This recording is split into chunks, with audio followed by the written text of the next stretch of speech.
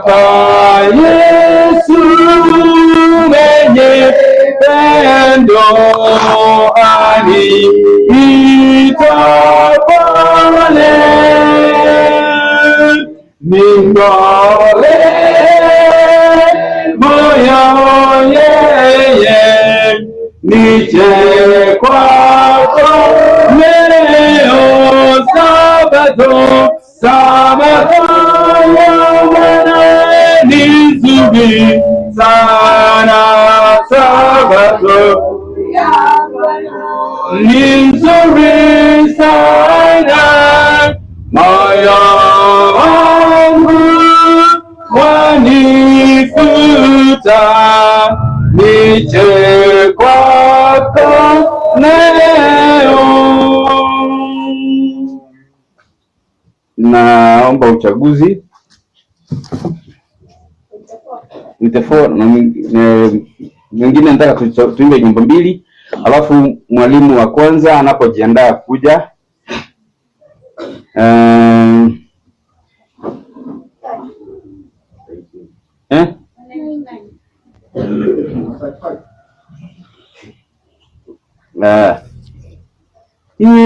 ikumbuke kote, ikumbuke kote Sabato ya Bwana,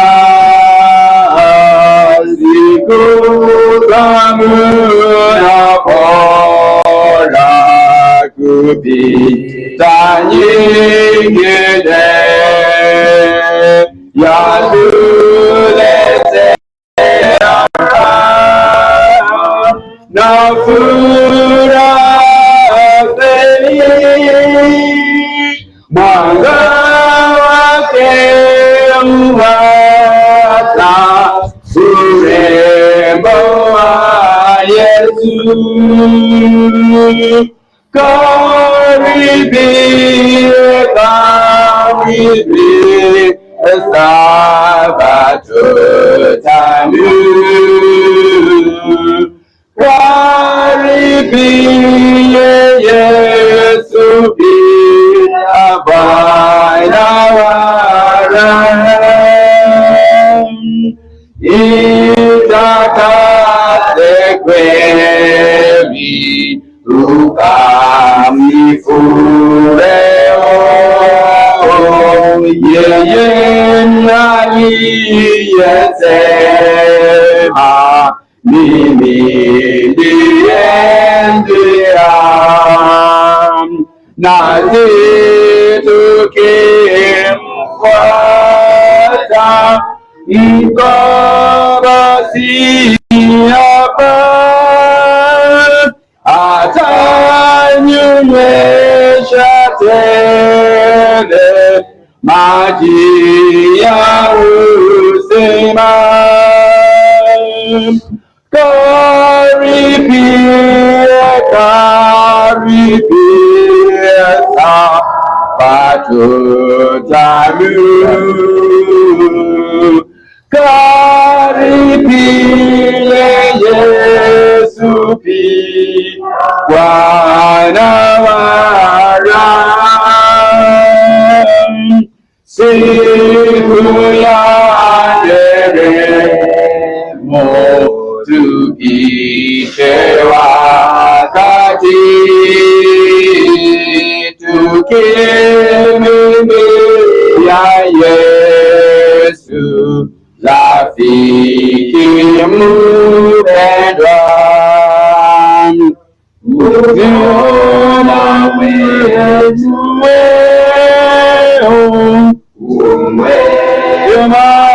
maajabu, ukae kwetu Bwana moyoni daima. Karibie, karibie Sabato tamu, karibie Yesu pia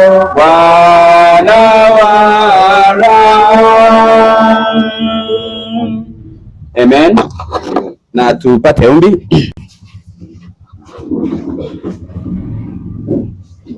Mungu Baba wa mbinguni, tunashukuru kwa sababu ya asubuhi ya leo. Umekuwa mwema kwetu na kiongozi wa ajabu wiki hii. Tunaomba uwe nasi na kwanza utusamehe madhaifu na unyonge wetu. Uendekawa kwa kuwasa na kuwasua, kwa kutenda, kwa kunena, kwa kutazama na kusikia, tumepungukiwa na utukufu wako. Tunaomba utusamehe. Tumekuja miguuni pako katika raha ya Sabato. Tunakuomba Mungu Mwenyezi uweze kuturehemu. Siku ya leo ni siku ya kipekee kwa sababu ni siku ya Sabato. Na pia tutashiriki katika Pasaka ama meza ya Bwana. Kitendo ambacho ulituachia tuweze kufanya tukiwa na tumaini kwamba kuna marejeo. Na uliahidi ukiwa na wanafunzi wako kwamba kitendo hiki ama utashiriki katika meza ya Bwana katika paradiso. Kwa nasi, uwe nasi katika mipango yote, hasa kila mmoja wetu. Tusirudi nyumbani jinsi ambavyo tumekuja asubuhi ya leo. Kifika jioni tuseme hakika tumekutana na Mungu wetu. Maisha yetu yamebadilika. Gusa maisha yetu kwa jina la Yesu Kristo tumeomba. Amen. Amen. Na karibisha kila mmoja kwa raha ya Sabato. Siku leo ni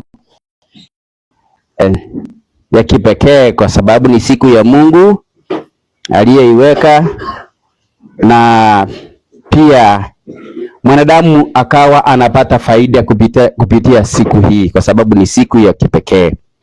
Ni siku ambayo tumekuja kutakaswa na neno la Mungu. Kwa hivyo leo ni siku ya kupokea mibaraka. Na pia leo tunapokea adabu. Tutashiriki katika raha ya Sabato, pia tutashiriki katika the Lord's Supper. Kwa hivyo ninachukua fursa hii kukaribisha kila mmoja ajisikie kwamba ako mahali anastahili, na tujue kwamba Mungu ako nasi na anataka kutubariki. Kwa hivyo nachukua fursa hii kuweka kila mtu awe tayari kwa ajili la somo ambalo ni la somo la kwanza. Mwalimu atakayesimama atakapo inuka, kila mmoja awe amejiandaa. Uchukue karatasi yako, madaftari, kalamu, Biblia, uwe tayari kwa ajili la somo. Kwa hivyo ni fursa nzuri ya kujifunza. Kwa hivyo nachukua nafasi hii kumkaribisha mwalimu wa kwanza, ndugu Amos, akuje ashikilie ushukani na aweze kutuongoza jinsi ambavyo Mungu atakavyomwelekesha. Ndugu yangu, karibu.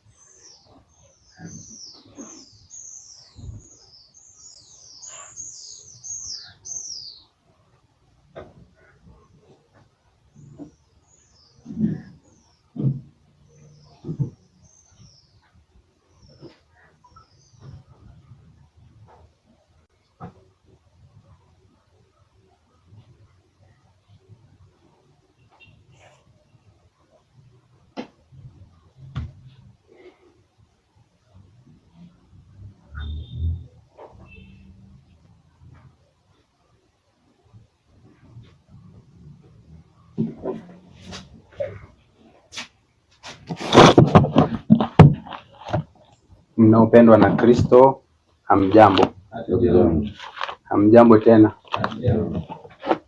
Nikitumai ya kwamba mna furaha nyote. Kwanza ninapoona nyuso zenu mkiwa mmejikakamua kweli kweli.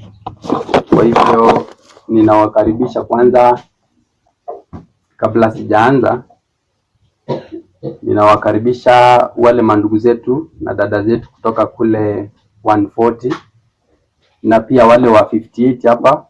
Ninawakaribisheni sana nyinyi nyote. Happy Sabbath.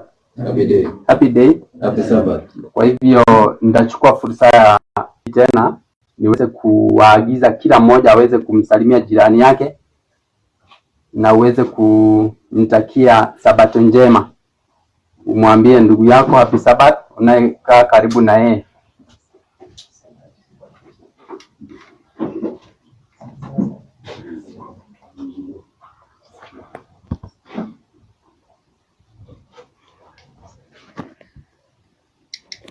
Na chukua tena fursa hii nimshukuru Mungu maana ameweza kutukutanisha na tumeweza kupatana tena baada ya muda mrefu.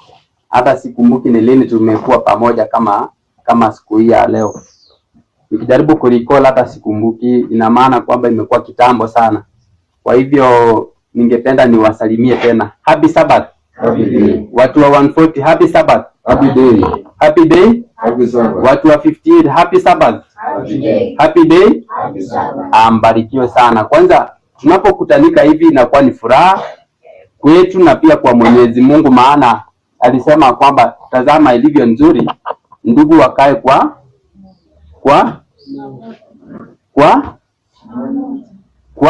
pamoja, kwa umoja, si ndio? Ukisoma katika Psalms 133 verses 1 kuteremka utapata kwamba anasema ilivyo nzuri mandugu wakikaa kwa umoja. Na ni vizuri tumekutanika tena tunapokuwa kwa umoja na tunapokuwa na lengo moja. Kwanza nikipenda tuweze kusimama na wimbo number 170 nafikiri na 172, alafu tuweze kuingia kwa somo, nikitumai kwamba kila mtu amejiandaa akiwa na makalamu, vitabu, tuseme vitabu ambavyo mtanakili yale ambayo tutaweza kuizungumzia hapa, jinsi ambavyo Mungu ataweza kutujalia na Mungu aweze kuwabariki sana. So tusije tukawa hapa hivi kama watu ambao hawajielewi. Na ikiwa kwamba umekuja katika sehemu hii ukiwa na maana ya kwamba kuja kusikiliza tu, nafikiria kwamba bado hujashika dira vizuri. Ni vizuri ukija hapa unakuja na material zote za kuandikia, maana tuko kujifundisha. Mungu anatufundisha maana yeye ndiye mkufunzi mkuu. Kwa hivyo itakuwa ni vizuri wakati mkufunzi mkuu Mungu mwenyewe anapotufundisha kupitia kwa vitabu vyake yaliyonakiliwa na manabii wake wateule, ni vizuri wewe pia uweze kunakili, alafu utakuwa unafanya kazi ya kujizoesha, maana imani hii ni imani ya kujizoesha, kupata uzoevu, maana ukicheza kidogo utakuta kwamba umerushwa kando. Kwa hivyo tuweze kusimama nyote, maana bado ni asubuhi, najua kwamba nyinyi nyote mko na nguvu sana. Tuimbe namba 171 ikipelekana na somo ambalo nitaweza kuipeleka katika asubuhi hii. Imeanzishwa hukumu mbinguni, tutasimamaje pale?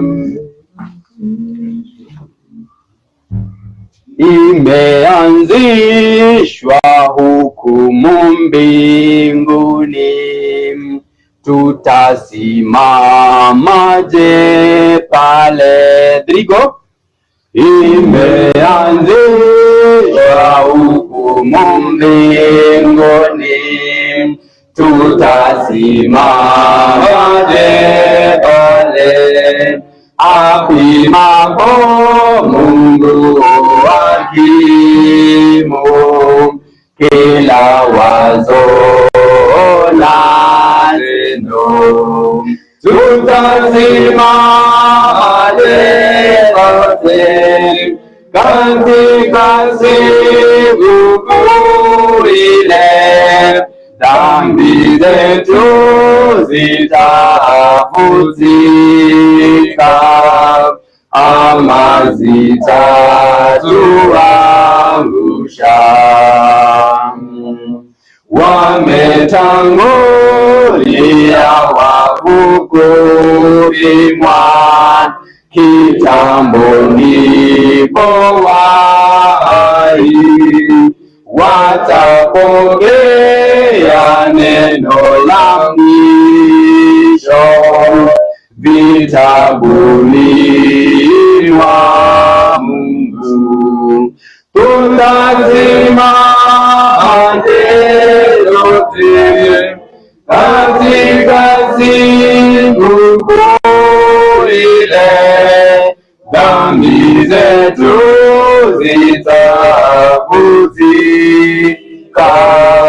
ama zitatuangusha. Tutasimamaje usiku ule, siri zetu kila moja zafunuliwa toka vitabu. Yesu atusaidie. Tutasimamaje yote katika siku ile, dhambi zetu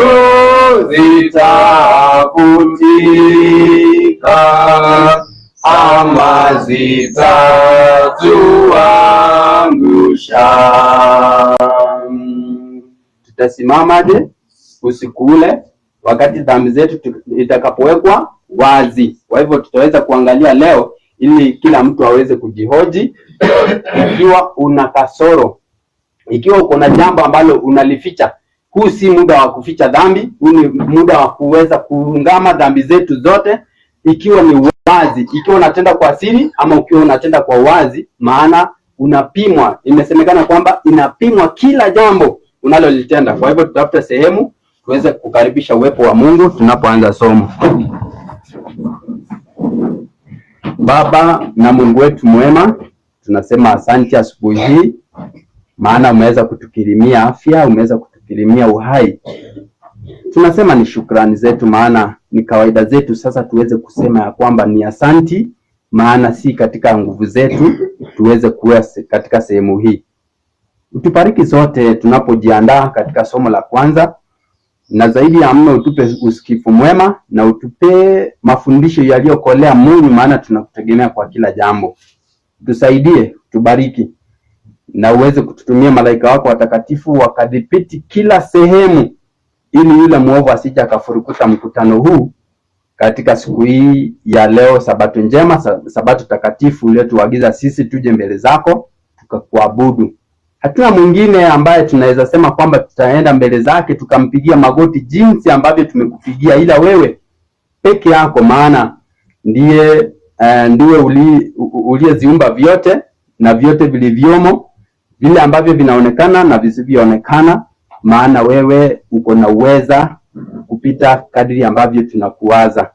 Tunajua kwamba tunapokuwa katika sehemu kama hii, tunajua kwamba Roho wako Mtakatifu unatutumia na tuweze kujumuika pamoja ili itusaidie wakati tunajifundisha maandiko haya matakatifu, maana Roho wako ndiye alitumika sana katika kuinakili hayo maandiko matakatifu na roho ya unabii bado, maana wewe ndiwe uliyetuanzishia ili ikuwe ni taa.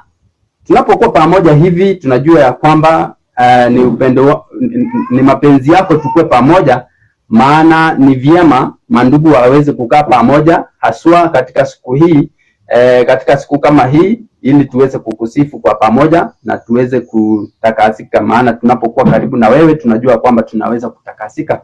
Tunapoingia katika somo, bariki kila mmoja, na ni katika jina safi la mwana wa Yesu Kristo tumeomba na hata kuamini. Amen. Amen.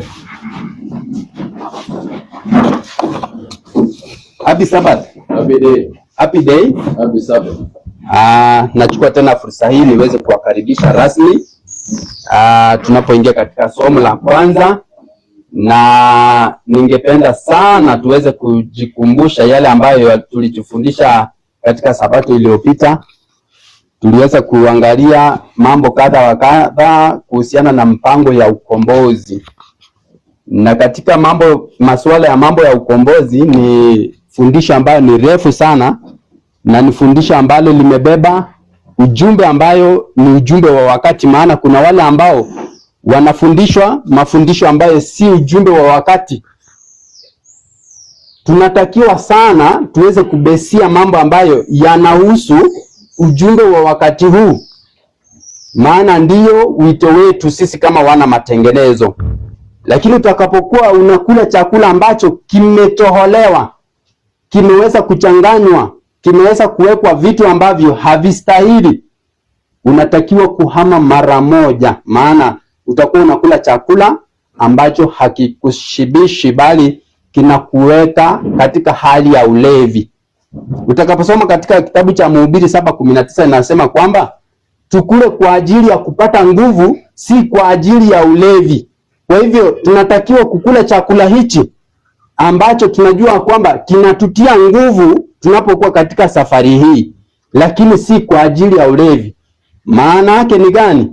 Unapokula chakula ambacho akikushibisha, akikupi kwanza nguvu, ujue kwamba kinakulewesha. Na tunajua kwamba shetani amekuja kuiba chakula cha wakati, alafu analeta chakula chenye kimetiwa ulevi. Kwa hivyo unapokula chakula chenye ulevi, ujua kwamba utalewa na mwisho wa siku hutajua nini kinaendelea. Kwa hivyo tunatakiwa tukule chakula cha wakati. Kwa hivyo sijui nani atakuwa msomaji pamoja na mimi, sababu watumishi tunasaidiana. Kwa hivyo sijui kama utakuwa sawa uweze kusafiri pamoja na mimi katika somo hili. Kwa hivyo ningependa utupe kitabu cha Petero wa pili 1:12. Inasema nini? Na itakuwa vizuri ukisoma katika King James, maana kidogo katika Kiswahili wameondoa maana fulani hapo. Petero wa pili 1:12. Petero wa pili 1:12. Pumzi ya Mungu inasema, wherefore I will not be negligent to put you always in remembrance of these things, though ye know them, and be established in the present truth. And be established in the present truth. Anasema kwamba tunatakiwa tukue tuna dwell katika present truth, katika ukweli wa sasa. Ukisoma katika Kiswahili kuna jambo ambalo wameitohoa hapo kidogo, wameikosesha maana. Inasema hivi, kwa hiyo nitakuwa tayari kuwakumbusha hayo siku zote. Ndiyo, ijapokuwa mnayajua na kuthibitishwa katika kweli. Mnayajua na kuthibitishwa katika nini? Katika kweli mlio nayo. Katika kweli mlio nayo. Lakini katika Kiingereza amesema kwamba katika present truth. Sasa tunatakiwa tukae katika present truth, na mojawapo ya masuala ambayo tunatakiwa kuwa tunajifundisha ni mambo ya patakatifu ama hema takatifu, sanctuary, ikiwemo hata katika misingi 7 ya nani? Waadventista wa Sabato. Lakini sasa utaangalia kwamba katika makanisa ambayo tulitoka, yale mafundisho hayafundishwi. Ina maana kwamba chakula kinacholishwa pale kimejaa ulevi, havina present truth, haina jambo ambalo linatusaidia katika safari kama yenye tumejihusisha nayo. Na ikiwa kwamba utakula chakula ambacho kisina hii present truth, ujue ya kwamba utakuwa unapako na utaweza pia kupoteza nini? Utaweza pia kupoteza nafsi yako. Leo ningependa tujifundishe masuala ya kujifundisha ama mambo ya kujua hukumu ya upelelezi. Ina maana inahusiana na sanctuary, inahusiana na patakatifu, na ningependa Brian uweze kuniwekea hapa patakatifu ama sanctuary ama hema takatifu. Kwa hivyo tunataka tuangalie leo, maana hukumu ya upelelezi, ukiangalia watu wanaojifundisha ama wale watu wanaofundisha somo hili, utakuta kwamba ina differ from one person to another. Watu wamechanganyikiwa, watu wamechanganyishiwa mafundisho. Wanasema kwamba hukumu ya upelelezi sijui anaelewa vipi, lakini leo ningependa tuweze kuangalia, maana tutaweza kuangalia deeper and deeper. Tumekuwa tukijifundisha hapa juu kuhusiana na somo hili, lakini kwamba tumekuwa tukipeperusha katika YouTube, na ingekuwa ni vizuri pia uweze kuizuru YouTube uweze kuangalia kila ambacho tumekuwa tukijifundisha hapo nyuma. Na wale ambao wako YouTube tunawakaribisheni sana. Sisi tuko katika kanisa la 58 tukiwa tumejumuika makanisa yote mbili ya 140 na ya 58. Kwa hivyo karibuni sana wale ambao mnafuatilia katika mtandaoni, watu wa YouTube, karibuni sana. Na tutajifundisha haya. Sasa katika kitabu hiki cha Pambano Kuu ni kitabu mojawapo ambayo Mwadventista wa Sabato asingalikosa kwake. Maana yamebeba mafundisho mengi sana kiasi kwamba hata wewe mwenyewe ungekuwa unafanya kama lesson. Ungekuwa unafanya kama lesoni kwako. Kivipi? Utakuwa unajifundisha chapter 1, maana imebeba mpaka inaenda kama sura 40 na ngapi? Inaenda kama 42. Kwa hivyo ungekuwa unasoma chapter baada ya chapter, kidogo kidogo kidogo, unafanya kama lesoni. Maana muda ya kuja kupatana katika siku ya Sabato hivi hatuna muda, na kuna baadhi ya mambo mengi hapa ambayo tunatakiwa kuwa tunajifundisha, na maana na ikiwa na maana kwamba wa Sabato especially wana matengenezo ni watu ambao wako na kawaida ya kusoma, wako na uzoefu ya kusoma. Mngekuwa mmejaribu sana muweze kukava yale mafundisho ambayo yako katika kitabu hiki. Tukiangalia katika kitabu cha Public Ministry PM, kwa wale ambao wanaandika 358, utakuta maandishi ambayo yanafanana na maandishi ambayo yako katika nyuma ya Pambano Kuu, na ni PM, Publishing Ministry 358, paragraph ni ya kwanza. Inasema hivi: kitabu cha Pambano Kuu kinapaswa kusambazwa kwa wingi sana. Kinabeba matukio yaliyopita, yaliyopo sasa na ya siku za usoni. Kwa hivyo hiki kitabu kimebeba matukio yaliyopita na yaliyoko sasa. Yaani nazungumzia wakati huu tulioko sasa na ya siku ya usoni, siku ambayo tunajua kwamba iko karibu kuadia. Katika kuyaainisha kwake matukio yanayofunga historia ya dunia, kumbe umuhimu ya kitabu hiki ni kwamba imebeba matukio ya siku za mwisho, historia ya dunia ya matukio yaliyopita, yaliyopo sasa na yatakayokuja. Kwa hivyo inatuonyesha mahali tumetoka na inatuonyesha mahali tumefika sasa, na inatufundisha tena yatakayojiri baadaye, kile ambacho kinatukia. Na ndio unaona wana matengenezo wa Sabato, wana matengenezo hawastushwi na matukio, si watu wa kushangaa. Tunapoangalia kule katika Iraq, katika Iran, Israel na Marekani, si kitu ya kustaajabisha mwana matengenezo, lakini kwa ulimwengu ni kitu kisichokuwa cha kawaida. Lakini sisi tunajua kwamba unabii unaendelea kutimia. Ndani yake kuna ushuhuda wenye nguvu kwa ajili ya ukweli. Ninayo shauku kuu kuona kitabu hiki kikisambazwa kwa wingi kuliko vitabu vingine vyovyote nilivyoviandika, kwa kuwa katika kitabu hiki cha Pambano Kuu ujumbe wa onyo la mwisho kwa ulimwengu umetolewa kwa uwazi zaidi kuliko katika kitabu changu chochote miongoni mwa vitabu vyangu. Ninatambua Pambano Kuu ni zaidi ya fedha na dhahabu, nami ninalo tumaini kuu sana kwamba kitakuwa machoni mwa watu. Hiyo ni Publishing Ministry 358 paragraph 1. Sasa anasema kwamba anataka kitabu hiki kisambazwe. Sasa ni swali la msingi unatakiwa kujiuliza. Mimi natakiwa kujihoji, mimi nijiulize, mimi nakisambazaje kitabu hiki? Wewe unakisambazaje kitabu hiki? Na sisi kama kanisa kwa jumla tunakisambazaje kitabu hiki?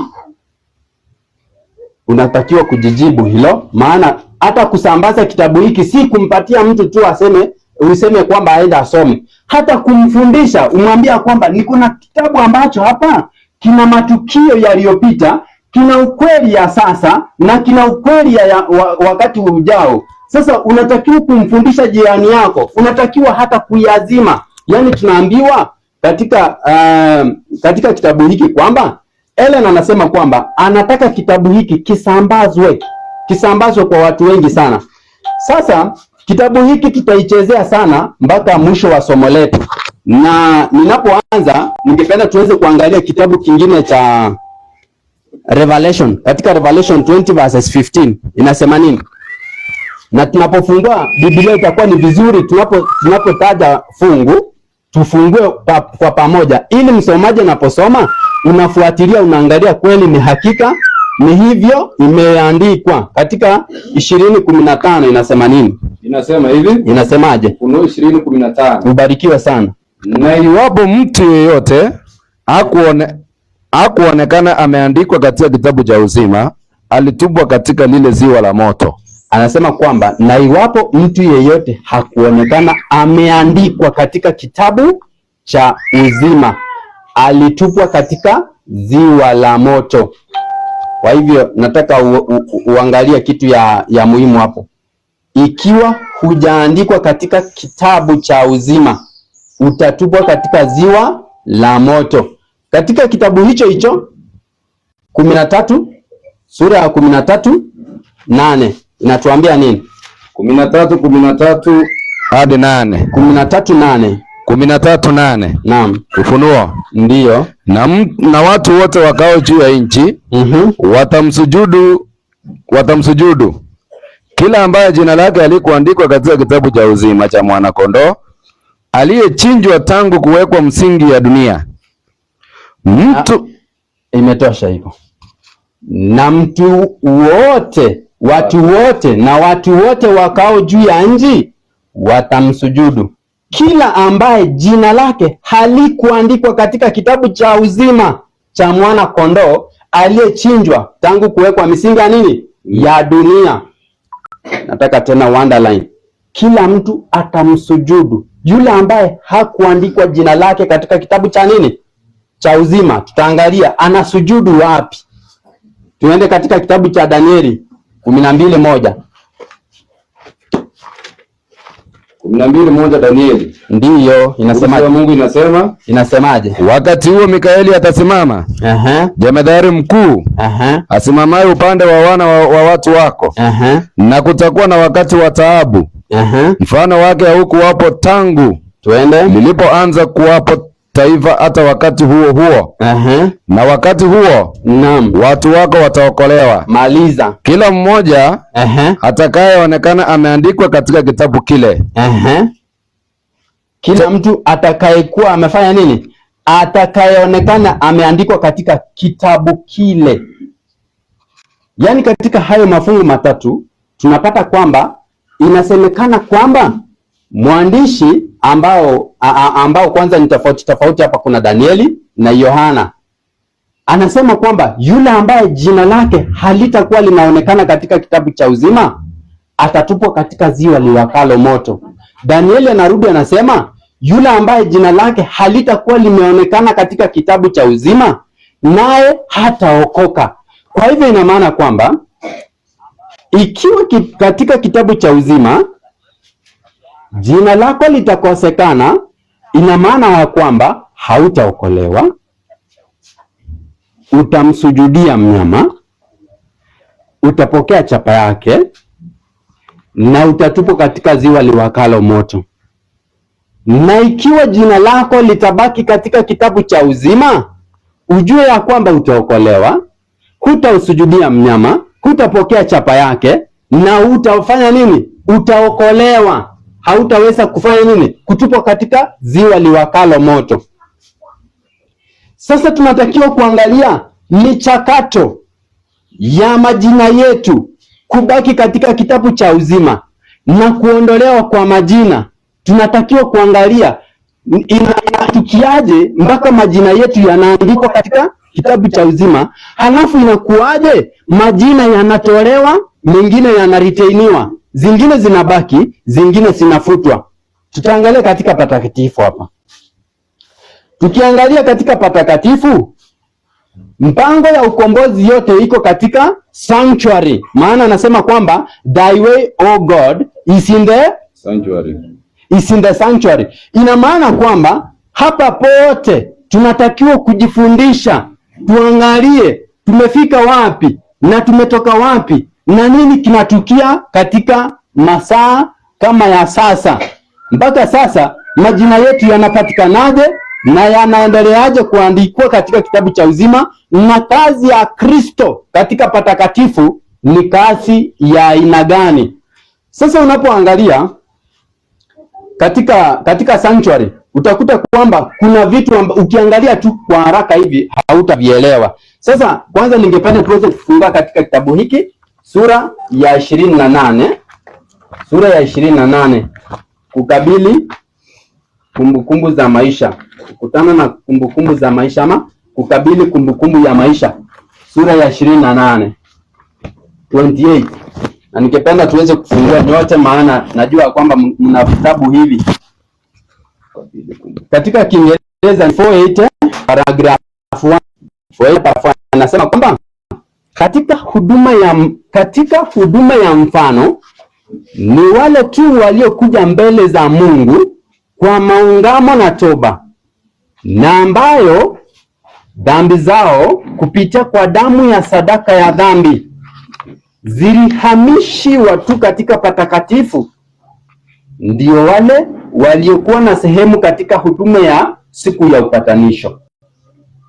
Hivyo katika siku kuu ya mwisho na hukumu ya upelelezi, kesi peke yake zitakazozingatiwa au kushughulikiwa ni za wale wanaojidai kuwa ni watu wa Mungu. Hukumu ya watu ni tofauti na ni kasi tofauti na inafanyika baadaye. Hukumu ni lazima ianze katika nyumba ya Mungu, na ikianza kwetu sisi, mwisho wa wasiotii injili ya Mungu itakuwaje? Yaani anasema kwamba hivyo katika siku ya upatanisho ya mwisho na hukumu ya upelelezi ni kesi pekee zinazozingatiwa ni wa wale wanaojidai kwamba ni watu wa Mungu. Naomba niweze kukuelewesha kidogo hapo. Anasema kwamba kesi ya wale ambao wanashughulikiwa si ya kila mtu, ni ya wale tu ambao wanajidai ya kwamba wanamjua Mungu. Ina maana kwamba watu ambao wanapelelezwa hapo, watu ambao wanakaguliwa kwanza, si watu wa mataifa, ni watu wa Sabato. Tuseme kwamba ni watu wana matengenezo, watu ambao wanajidai kwamba wanamjua Mungu. Unapokiri kwamba Yesu ni Bwana, ujue ya kwamba katika kitabu cha uzima jina lako linanakiliwa. Siku hii ya leo Amosi amekubali kwamba Yesu ni Bwana na amekiri kwamba ameachana na ulimwengu, basi amequalify kuingia katika kitabu cha uzima. Haitoshi hapo kwamba imebakia hapo. Sasa kuna mchakato ya majina kupelelezwa. Ikiwa huyu kweli amekiri kwamba Yesu ni Bwana na ameachana na ulimwengu, hii matendo yake anafanya nini? Anajishughulisha na nini? Na anatendaje kazi ya imani? Yes, ametosha kubaki ama ametosha kutolewa. Kwa hivyo jina lako linaangaliwa. Tutaweza kuangalia inaangaliwaje, inatengenezwaje. Na tena katika kitabu hiki anasema katika huduma ya mfano ni wale tu waliokuja mbele za Mungu katika maungamo na toba, na ambao dhambi zao kupitia kwa damu ya sadaka ya dhambi zilihamishiwa patakatifu. Anaposema kwamba kwa mfano, kwa huduma ya mfano, anamaanisha kwamba katika hii hema ambayo ilikuweko katika ulimwengu, ilikuwa katika dunia hii ambayo Haruni aliambiwa nini? Hii ambayo Musa aliambiwa aitengeneze. Kwa hivyo hii ilikuwa tu na mfano. Kuna nyingine ambayo iko mbinguni ambaye ni ilitengenezwa pasina kufanywa nini na mwanadamu. Hebu soma katika kitabu cha Waibrania 9, katika Waibrania 8 itakuwa vizuri. 8:1 na ya aya ya pili hapo inasema nini? Waibrania 8:2. Pumzi ya Mungu inasemaje? Mhudumu wa patakatifu na wa ile hema ya kweli, na wa ile hema ya kweli. Kumbe kuna hii ambayo ilikuwa ni nakala tu, ilikuwa ni mfano tu, lakini kuna ya ukweli ambayo iko wapi? Endelea. Na wa ile hema ya kweli ambayo Bwana aliiweka, wala si mwanadamu. Yaani ni Bwana mwenyewe ndiye aliiweka, wala si nani? Mwanadamu. Si mwanadamu. Sasa katika hema hii ya mfano, hii ambayo ilihudumu katika ulimwengu, Mungu alimwambia kwamba alimwambia Musa ya kwamba unitengenezee patakatifu ili nipate kukua karibu na nani? Niweze kukua kati yenu, niweze kukaa pamoja nanyi. Kwa hivyo wakati alitengeneza hii, kulikuwa na huduma, kulikuwa na hii sehemu, kulikuwa na sehemu tatu. Wakati huo ilikuwa ni sehemu tatu, lakini ya mbinguni iko na sehemu ngapi? Iko na sehemu mbili, patakatifu na patakatifu mno. Sasa katika ya pili hapa, katika holy place ama katika patakatifu, kulikuwa na huduma ambayo ilikuwa inafanyika hapa, kwa sababu mwenye dhambi alikuwa anakuja analeta kila ambacho ameagizwa na kuhani mkuu, akaleta, akaingia katika hema, akaweza kufanya nini? Akaingia katika compound hii na akaweza kuikiri, kufanya maungamo. Maana tumeambia kwamba wale waliokuja mbele ya Bwana kwa maungamo na toba, waliokuja kutubu na kuungama dhambi zao, ndio walikuwa wanakuja na mbuzi ama kondoo, wanakuja wanaishika kondoo anachinjwa, damu inachukuliwa, inaletwa katika patakatifu. Katika patakatifu kulikuwa na pasia ambayo ilikuwa inatenganisha patakatifu na patakatifu mno, na hapa mwenye alikuwa anahudumu katika hema hii alikuwa anatakiwa kunyunyizia damu katika pazia. Kwa hivyo damu ambayo ililetwa kwa mnyama, ambaye kwanza mwenye ameileta alikuwa anaungama dhambi zake, inakuja kwa mnyama, na kupitia kwa kuchinja yule mnyama, damu anakingwa, inachukuliwa damu, naye hiyo damu, kwa sababu damu inabeba uhai, kwa hivyo ilikuwa inachukuliwa, inakuja inanyunyizwa katika patakatifu, katika pazia pale, na katika pembe za hii madhabahu ya kuvukizia uvumba. Sasa wakati wa kufanya kitendo hicho ilikuwa ina maana kwamba dhambi ambayo mwenye dhambi ameungama. Kwa sababu gani? Inasemekana kwamba dhambi inadai uhai wa mwenye dhambi, na kwa sababu mwenye dhambi anatakiwa kufa, Mungu anasema kwamba hapana, anakupatia second chance, kupitia kwa kutoa kafara ya mnyama. Unatoa dhambi zako, unaungama dhambi zako, zinahamishwa katika sehemu hii, na katika sehemu hii ikiwa ulikuwa unatubu na kuungama kiukweli, ilikuwa inahamishiwa patakatifu, katika the most holy place, the holy of holies.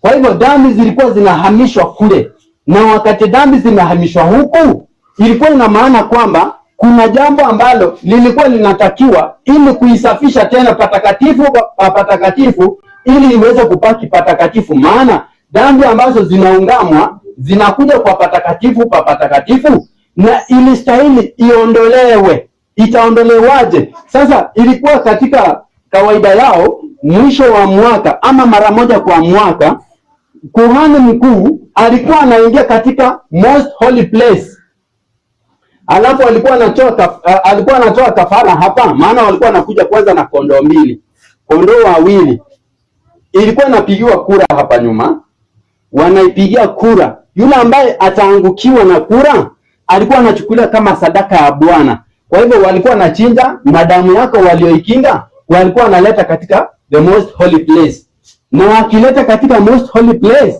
walikuwa wanakuja kuisafisha. Kwa hivyo ile dhambi yenye ilikuwa imerekodiwa, ilikuwa imenakiliwa na ikapakiwa hapa katika patakatifu mno, ilikuwa inahama na inakuja kwa kuhani huyu mkuu aliyeingia pale patakatifu. Na wakati imehama kwake, alikuwa anarudi nyuma akiwa amekamilisha mambo katika the most holy place, na anakuja hapa nyuma, anakuja kwa yule kondoo aliyekuwa hai, yule sasa ambaye alikuwa amebaki, anaitwa scapegoat, ama katika Kiswahili anaitwa Azazeli. Alikuwa anakuja huku nyuma, na sasa anakuja kuishika kichwa, anaitamka dhambi zote zilizokuwa zimerekodiwa katika patakatifu mno. Zile dhambi zinahama kwa huyu kuhani, zinaenda kwa huyu Azazeli. Atakuwa anashikwa na wanaume walikuwa na nguvu, anapelekwa kule jangwani, na yule ambaye alitoka jangwani akipeleka huyu Azazeli alikuwa arudi ajitakaze, ajioshe, maana alikuwa ameshika kitu najisi. Kwa hivyo shetani anajua ya kwamba katika patakatifu hii anatumulikisha kwa Mungu, na anajua ya kwamba yeye ni yule Azazeli, mbuzi ya Azazeli atakapelekwa jangwani, kwa sababu wakati anarudi hapa, yule mwenye amechinjwa ndio akaenda kutakasa most holy place, akarudi, huyu bado ako hai. Ina maana kwamba shetani mpaka saa hii ako wapi? Ako hai. Kwa hivyo siku ya mwisho atapelekwa wapi? Atapelekwa katika kifungo, apelekwe jangwani. Na kama kawaida, jangwani kuna watu, jangwani kuna chakula, jangwani kwanza ina sustain life, hai sustain life. Kwa hivyo alipelekwa mahali hata kutana na mtu yeyote. Kwa hivyo alikuwa anapelekwa huko, alafu amaliziwe huko siku ya mwisho. Kwa hivyo hiyo ni mpango kwanza ya ukombozi. Sikuwa niende hapo. Kwanza tulikuwa tunaangalia tulikuwa tunataka tuangalie hukumu ya upelelezi. Nilikuwa tuna brief kile ambacho kilikuwa kikiendelea katika patakatifu. Sasa katika patakatifu imesheheni lesson kubwa sana ambaye hata tukitengeneza siku hii ya leo, hata katika sabato ijayo, hata yenye itafuata siku ile nyingine ya sabato hatutaimaliza. Yaani ni lesson kubwa sana. Kwanza ilikuwa na Passover, unleavened bread, first fruit, Pentecost, trumpets, atonement. Kwanza siku ya atonement ilikuwa ni siku, kwanza ilikuwa inatangazwa siku 50 kabla ya wapi? Kabla ya siku ya upatanisho, ambao watu walikuwa wanaambiwa kwamba wajitakaze maana kuna upatanisho. Alafu walikuwa wanaingia katika tabernacle. Sasa hii yote ya Passover kwanza imeisha. Hii ya Kristo alikuja akaikamilisha katika dunia. Na ndio unasoma katika kitabu cha Wakorintho wa kwanza 5:7 anasema kwamba sadaka wetu amekwisha kutolewa. Kristo alimaliza hapa. Akakuja kwa unleavened bread, akaikomesha. Wakati aliweza kuintroduce sasa ile mpya, akisema kwamba yeye ndiye chakula cha nini? Yeye ndiye chakula cha nini? Yeye ndiye mkate wa nini? Uzima. Yeye ndiye mkate wa uzima. Na yule ambaye atakula katika mkate huu atakuwa na nini? Atakuwa na uzima, atakuwa na maisha ya uzima ndani yake. Aliweza kuintroduce. Sasa wakati wa first fruit iliweza kutokea wakati alifufuka na wengine, na akaweza kuwasilisha kwa Baba kwamba hawa ndio limbuko ambalo nimelitoa kule katika dunia. Sasa katika wakati huu kulikuwa na trumpet, na katika wakati huu pia kuna kupiga mbiu.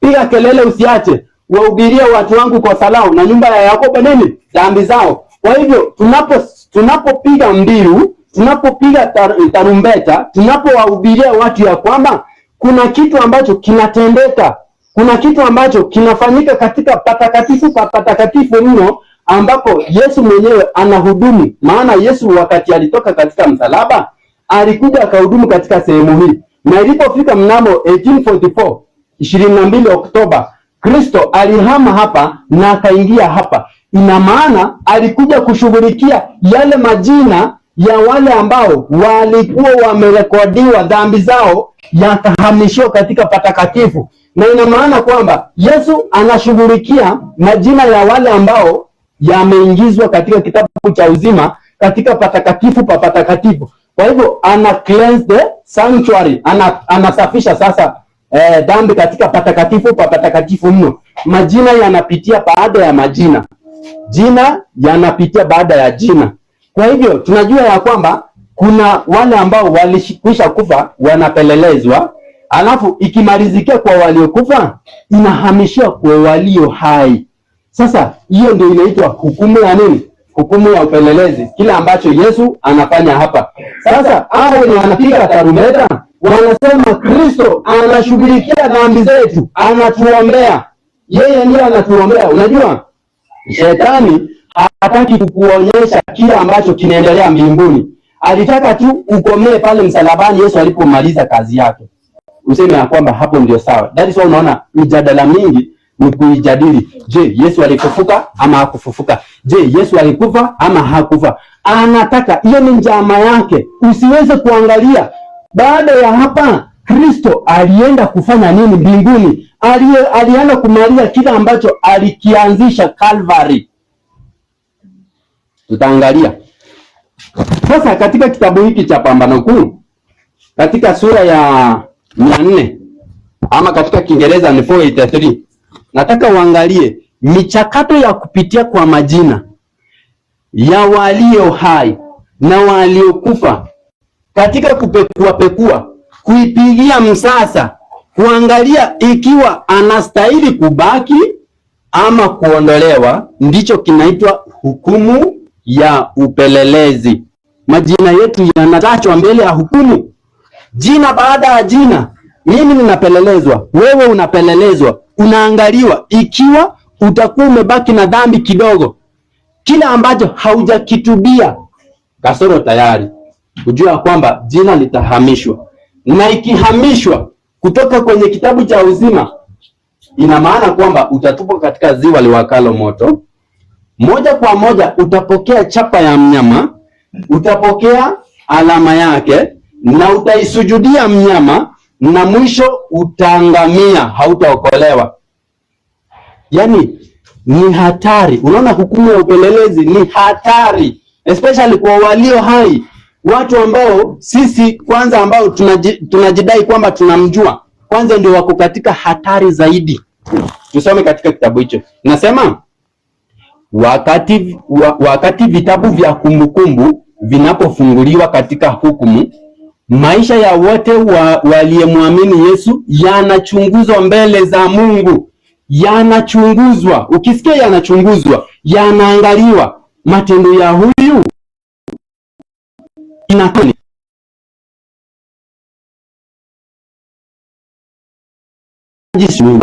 kwa ajili ya mwenzake, ametosha ama hajatosha. Sasa inaletwa kila kitu. Sasa anasema kwamba kuanzia kwa wale waliokuwa wa kwanza wa kuishi duniani, wakili wetu huweka kesi ya kila mtu kwa mfuatano wa vizazi na kumalizikia kwa walio hai. Hiyo ndio hukumu ya upelelezi. Kwa hivyo kuanzia katika kizazi cha Adam ikuja all the way mpaka kizazi hiki, sisi tuko hai. Wakati aliingia katika most holy place, sasa hapo ndio mchakato ya kuangalia majina yetu yalianzia. Alienda kuangalia, kupekua vitabu. Kwa hivyo anaangalia yule ambaye anastahili na yule ambaye hastahili. Hiyo ndio hukumu ya upelelezi. Nilikuwa nataka kwanza uelewe, tunapoendelea kujifundisha hii hukumu ya upelelezi, unatakiwa kujua ni nini inapelelezwa ama ni nani anapelelezwa. Sasa hiyo ndio hukumu ya upelelezi. Sasa tunaendelea katika ukurasa wa 404 ama 487 paragraph 1 katika Kiingereza inasema, mahali inaanza na shetani anabuni na kuvumbua. Anasema hivi: shetani anabuni na kuvumbua hila na njama zisizo na idadi za kumiliki akili zetu. Anataka kumiliki akili zangu na anataka kumiliki akili zako wewe, ili ziziweze kufikiria sana juu ya kazi ambayo tunapaswa kujizoesha ya imani. Mdanganyaji mkuu huchukia sana ukweli kuu zinazoelezea juu ya sadaka ya upatanisho, na mwombezi mwenye uwezo wote anaelewa kwamba kila anayetegemea akili zake potovu hutengana na Kristo na ukweli wake. Bega uangalia hapa. Ellen anaandika, anasema hapa kwamba shetani anajaribu kutukinga akili zetu tusiangalie, tusijifundishe kuhusiana na kile ambacho Yesu alikuja kufanya katika dunia na kile ambacho alikuja kuitekeleza na kitu ambaye anaendelea nayo mbinguni. Hataki tujue, anataka tubaki katika giza, ili kazi yenye inaendelea kwa ajili ya mwanadamu katika patakatifu wakati huu wa sasa itakapokwisha, kila mtu abebe dhambi zake. Yaani, unaona jinsi ambavyo shetani ni mjanja kweli kweli eh? Mimi wanasema kwamba shetani ni mshenzi sana. Shetani ni nini? Shetani ni mshenzi sana. Yaani anajaribu kutukinga tusijue kile ambacho kinaendelea. Yaani sio, unasikia anabuni vitu vingi sana. Analeta Pathfinder, analeta madrums, analeta mashindano, analeta mambo ya michezo. Yaani analeta vipindi yenye itakutoa katika kufikiria nini kinaendelea katika patakatifu, ili kazi ya patakatifu itakapokwisha, kuhani wetu mkuu Yesu Kristo atakapomaliza kazi, wewe ubebe dhambi zako.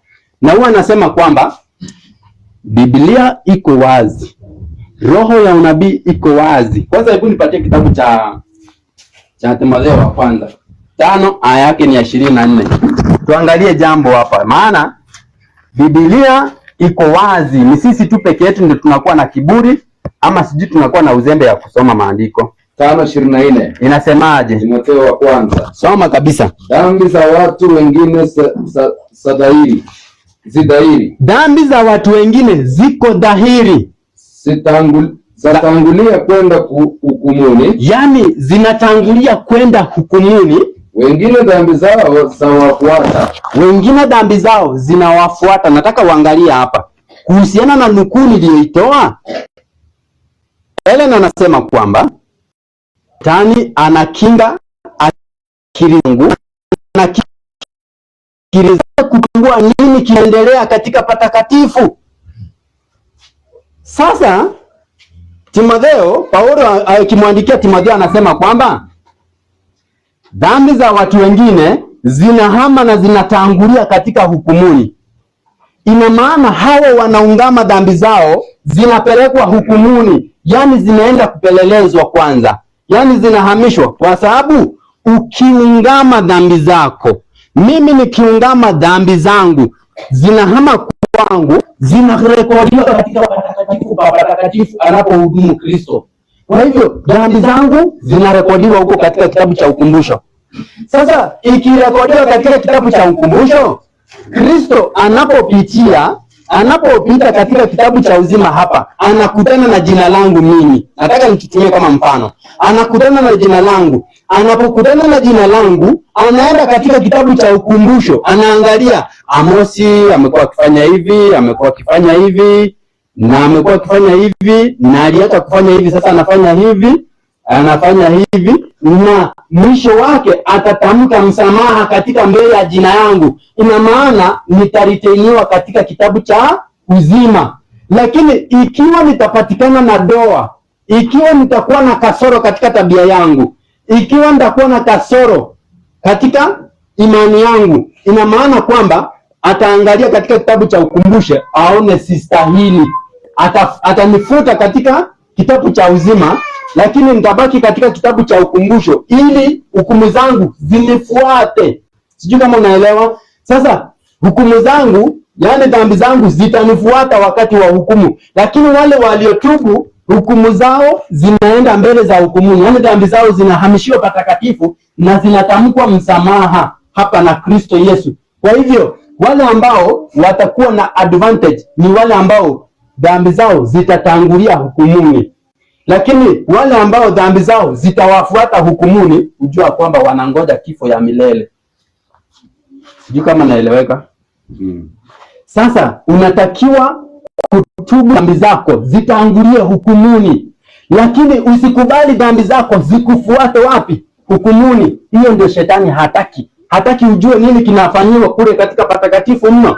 Ameiba somo hili. Sasa unasikia ukipita katika mtandao unakuta ati Ellen aliandika kitabu cha kupotosha watu akisema kwamba hukumu ya upelelezi, ama mchai kutana naye. Si wanasema kwamba hiyo ni devil, anasema hiyo ni devilish lesson, ama ni devilish what? Teachings.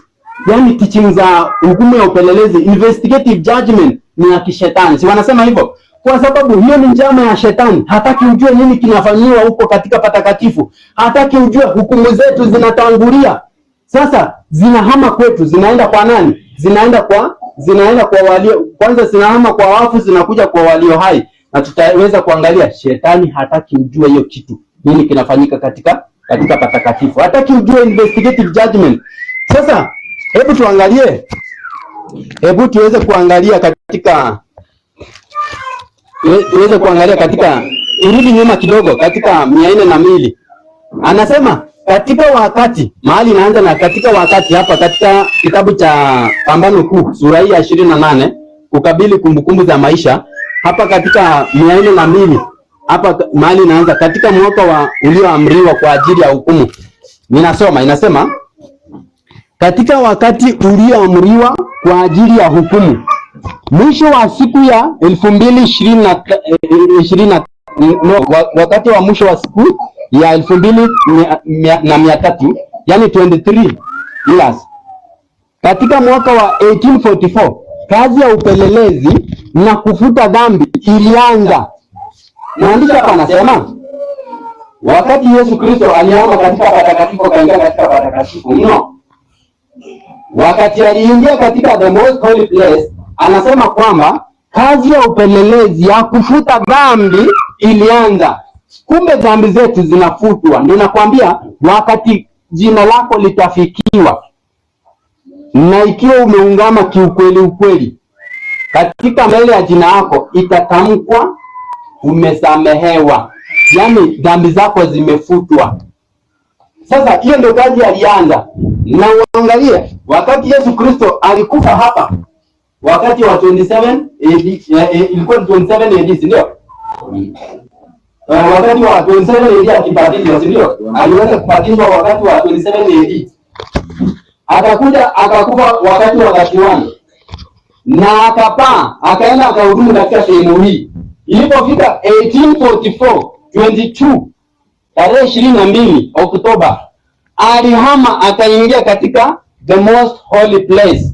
Sasa alienda kufanya kazi ambayo tumeambiwa hapa ya kwamba kazi yenye alienda kufanya ni kazi ya kupeleleza na kufuta nini? Kufuta dhambi zetu katika most holy place. Anaendelea kutuambia hivi, wote ambao daima wao wenyewe huchukua jina la Kristo lazima uchuzwe makini, wote walio hai pamoja na waliokufa. Kwanza unaona inaanza, wanasema kwamba walio hai na pamoja na waliokufa watahukumiwa katika mambo hayo yaliyoandikwa katika vitabu sawa na matendo yao.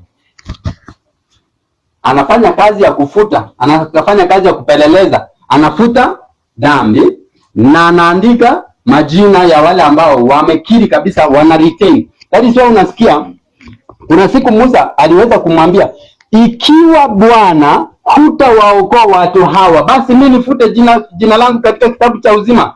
Mungu akasema, hapana Musa, mimi wale ambao nitawafuta katika kitabu cha uzima ni wale wanaonitenda dhambi. Hebu soma katika kitabu hicho cha Kumbukumbu la Taurati 32:32.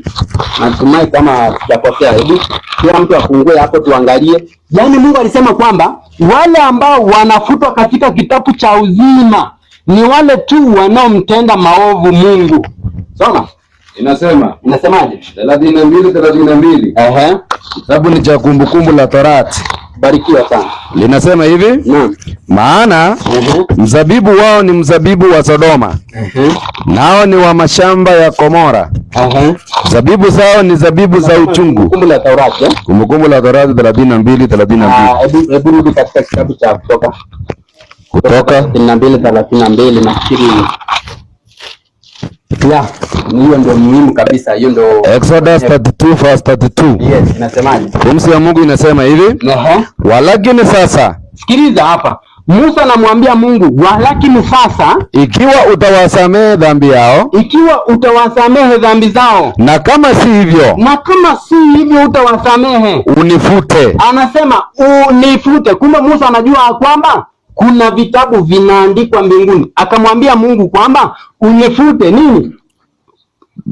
Unifute na kusihi katika kitabu chako ulichoandika. Anamwambia unakusihi unifute mimi katika kitabu chako ulichokiandika. Bwana akamwambia nini Musa? Bwana akamwambia Musa, akamwambia nini? Mtu yeyote aliyenitenda dhambi. Sikiliza vizuri ndugu yangu na dada yangu. Anasema kwamba yule atakayenitenda nini? Dhambi. Atakayenitenda mimi dhambi, ndiye nitakayemfuta katika kitabu changu. Rudia hapo.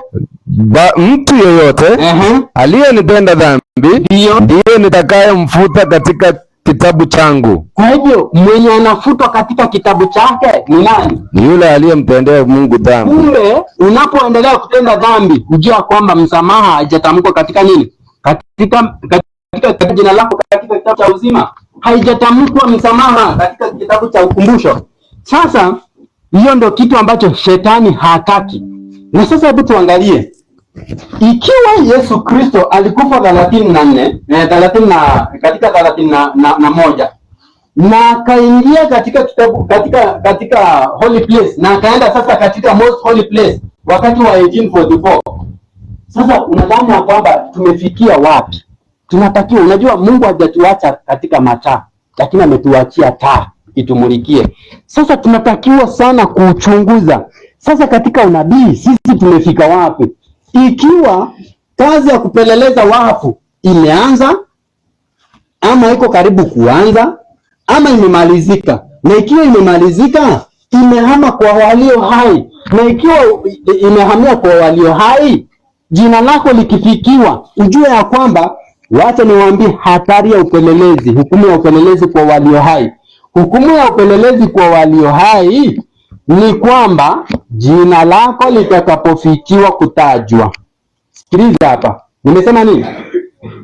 Wakati jina lako wakati litaanza kutajwa katika hukumu ya upelelezi ukiwa hai, ujue ya kwamba mlango wa rehema kwako, ujue ya kwamba itafungwa. Kwa sababu gani? That is why unasikia iko katika mchakato sasa. Marekani wako katika mchakato wa kufanya nini? Ya kuipitisha sasa Sunday law. Na ndio unaona Sunday law ikitangazwa hivi. Mwanadamu anajidai ya kwamba ni Sabato, mwana matengenezo, hujatubu dhambi zako, haujaungama, jina lako halijatamkwa msamaha, ujua kwamba umepotea. Yaani shughuli zako katika dunia hii sasa imeamriwa. That is why unasikia anasema kwamba yeye anakuja. Ukisoma katika kitabu cha Mathayo 16:27 anasema kwamba yeye anakuja kumlipa kila mtu kwa kadiri ya nini? Matendo yake. Kwani anakuja kukulipa aje? Na alikujuaje kwamba wewe ushakuwa wa upande huu na wewe ushakuwa wa upande huu? Hukumu ya upelelezi inaendelea, ndugu zangu. Inaendelea saa hii kutajwa jina lako. Kwa hivyo jina letu linapitia katika hukumu. Tunapoendelea na shughuli zetu, kuhani wetu mkuu anaendelea kupekua. Amos yako hivi, anadanganya kwamba ameokoka, amenikiri kwamba mimi ni Bwana na mkombozi wa maisha yake, sijui nimefanya aje, na kumbe inatenda matendo. Sasa ujua kwamba utakapofikiwa, that is why unajua ikiwa jina lako litafikiwa, mambo yako yamekwisha hivyo. Sasa utakuwa ushalipwa tayari. Sasa huyu atakuwa hivi atabadilika, kwani hiyo ndio mchakato wa kutoa majina na kufutwa, kutoa na kuandika ama kuibakisha yale ambayo wanastahili. Hadi sio unasikia akikuja tayari utakuwa unajulikana wewe ni wake ama wewe si kondoo wa malisho yake. Hiyo ndio hatari peke yake ya nini? Hukumu ya upelelezi kwa walio hai. Na tukaambiwa na Helen, ukisoma katika kitabu cha 90, hebu tuende katika kitabu cha 90 ndio mbio sana, sababu naona masaa kweli anakwenda kweli. 97, sasa niangalie 97 paragraph ni ule wa kwanza nafikiri 97 paragraph 1 inasema aje? 97 paragraph 1, tuangalie. Inasema hivi, nataka uangalie hapa. Ellen alionyeshwa kupitia kwa Roho Mtakatifu ilimuonyesha Ellen kwamba wakati matukio ya namna hii itakapotukia, hukumu ya wafu waliokufa imemalizika. Sasa hukumu ya upelelezi imehamishwa kwa walio hai. Kwa hivyo walio hai sasa wanapitishwa katika hukumu ya upelelezi. Majina yanatajwa sasa mbele ya hukumuni. Jaji mkuu anapitia vitabu vya ukumbusho, anaangalia yule ambaye ametubu na yule ambaye hajatubu. Sasa ni wakati matukio kama haya yatakapoanza, Ellen alisema kwamba ndipo tunajua ya kwamba hukumu ya waliokufa wamekwisha malizika. Sasa hukumu imehamia kwa wafu, imekuja kwa nani? Kwa walio hai. Sasa tunatakiwa kuangalia kupitia kwa majira, kupitia kwa matukio, tunajua kwamba tunapelelezwa sasa katika hukumu. Inasema hivi, nasoma katika Kiswahili, utafuatilia tu hapo katika mtandao. Inasema kwamba zaidi na zaidi kadiri siku zinavyosonga, inakuwa dhahiri kwamba hukumu za Mungu ziko ulimwenguni. Ziko ama zitakuja? Ziko ulimwenguni. Katika moto na mafuriko. Katika nini? Moto na mafuriko na nini? Na tetemeko la ardhi, earthquake. Anasema katika moto na mafuriko na tetemeko la ardhi anawaonya wakazi wa dunia hii kuhusu ukaribu wake. Kwa hivyo tunapoangalia moto, matukio ya mafuriko, sijui kama tumeiangalia vitu kama hivyo. Tumekutana na moto, ilikuwa loto. Sasa tuangalia mafuriko. Hakujai furikwa, si ndio? Hakujai furikwa, yuko karibu kufurikwa. Mafuriko ilishatukia. Matetemeko ya ardhi, si kunakuwa na matetemeko ya ardhi? Tukiangalia katika zile mataifa ya ughaibuni huko, tunapata kwamba kuna mafuriko. Sasa tunaambia kwamba Mungu anatuonya, anaonya mimi na wewe kwamba ako karibu. Sasa wakati anatuonya hivyo, ujue ya kwamba hukumu zake tayari ziko ulimwenguni. Ziko ulimwenguni kwa walio hai, wale ambao wanaishi. Sasa ukiangalia matukio kama yale yakitendeka, ujue ya kwamba tunapelelezwa. Ndugu zangu, tunatakiwa saa hii kuchukia dhambi. Tunatakiwa saa hii tuwe hata tusitajwe katika dhambi. Wanapotajwa wasinzi, tusitajwe majina yetu pale. Wanapotajwa wezi, tusitajwe majina yetu pale. Wanapotajwa wanaoua, tusitajwe katika orodha hiyo. Wale ambao tusipatikane katika yani, Paulo aliandika akasema tusikuwe miongoni mwa wasitao. Unatakiwa jina lako likuwe safi. Tengeneza tabia yako. Tengeneza kila kitu ambacho unajua kwamba kitakusaidia uokovuni. Achana na kufuata maseries, achana na kufuata mamovie, achana na kufuata sijui Chelsea na Arsenal. Hiyo haikusaidii kitu, ndugu yangu. Ujue ya kwamba majina yetu yanafuatwa, yanaangaliwa, yanapekuliwa, na ujue ya kwamba ikifikiwa yako, ujue mambo yako imeisha. Kwanza tunaambia kwamba inaanza kwetu tulio hai, alafu inaanzia wapi? Inaanzia sisi. Ukisoma katika kitabu cha Revelation 11, tunasema kwamba pima pehewa la ndani kwanza, na wanaosujudu humo. Wanasema wasabato wanatangulia kwanza kupitia kwa hukumu. Tunaangaliwa huyu ametosha ama hajatosha. Tunaangaliwa huyu anastahili kubaki ama atolewe katika kitabu cha uzima. Yaani tunapimwa sisi. Katika kitabu cha waraka wa Petro wa kwanza 4:17 inasema nini? Tunaanziwa sisi, alafu mataifa baadaye. That is why unasikia Yesu alipokuwa duniani alikuja akawaambia, wakati aliona mlango wa rehema iko karibu kufungwa kwa Waisraeli, ujue ya kwamba alikuwa amesema nimekuja kwa walio wangu, lakini walio wangu wamefanya nini? Wamenikataa. Sasa akawaambia wale walio watuma, tafadhali shikeni njia, msiende kwanza kwa mataifa, maana time yao bado wako.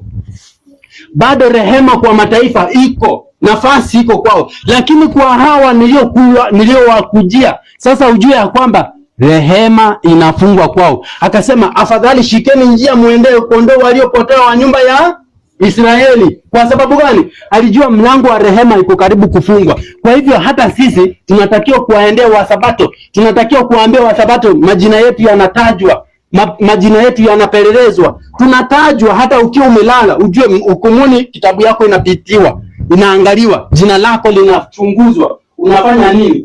Hizo unasikia shetani kwanza hatetemeki anapoangalia ukienda country living. Hatetemeki anapoona kwanza ukitengeneza afya. Hatetemeki anapoangalia ukikuja kanisa kila Sabato. Hapana, anatetemeka anapoangalia jinsi ambavyo unaungama dhambi zako kwa toba. Hapo ndio anatetemeka, kwa sababu anajua anastakiwa kwamba yeye ni mwenye hatia.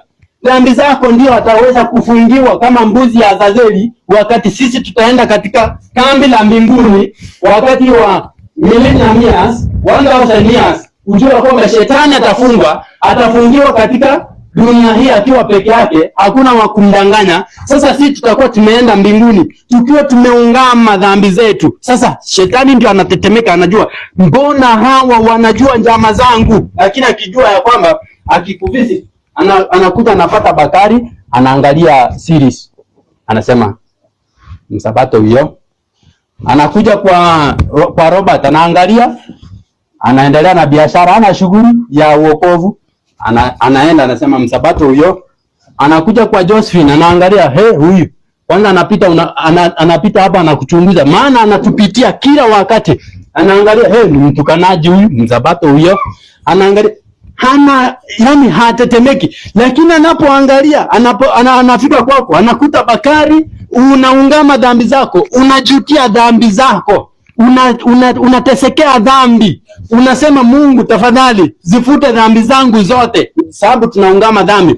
Anatetemeka, anashinda. Sasa huyu kupitia kwa hizi vitabu, mbona amejua hii nini kinaendelea? Lakini akiweza kukuwekea pazia usijue nini kinaendelea katika patakatifu mno, sasa anajua amekukamilisha, ujue ya kwamba dhambi zako zitakufuata.